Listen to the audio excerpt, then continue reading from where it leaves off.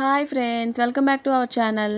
ఇవాళ మన ఛానల్లో మునక్కాయ రొయ్యల కర్రీ ఎలా చేయాలో చూసేద్దాం ఫ్రెండ్స్.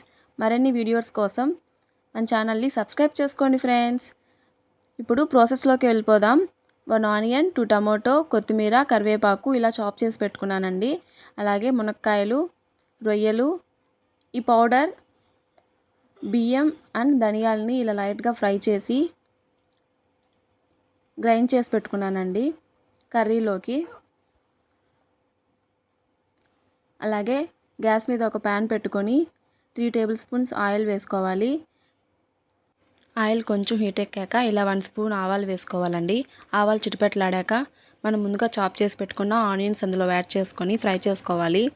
ఆనియన్ లైట్గా ఫ్రై అయ్యాక టమాటో కూడా వేసి ఫ్రై చేసుకోవాలి. అండ్ కొంచెం కొత్తిమీర కూడా వేసి ఆనియన్ అండ్ టమాటోని బాగా ఫ్రై చేసుకోవాలండి.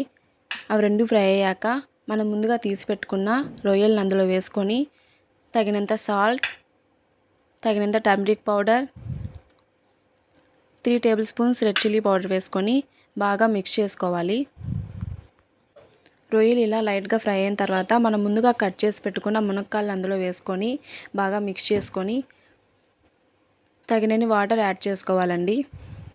కన్సిస్టెన్సీ మొత్తాన్ని బాగా మిక్స్ చేసుకొని ఒక ప్లేట్తో కవర్ చేసి ఒక 10 మినిట్స్ మునక్కాయలని బాగా ఉడకనివ్వాలండి.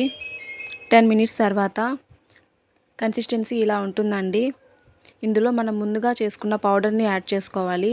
యాడ్ చేసుకొని ఒక 5 మినిట్స్ ప్లేట్ తీసేసి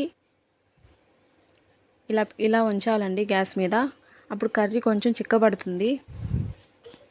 అంతే ఫ్రెండ్స్, మునక్కాయ రొయ్యల కర్రీ రెడీ అయిపోయింది. If you like our videos, please do subscribe friends.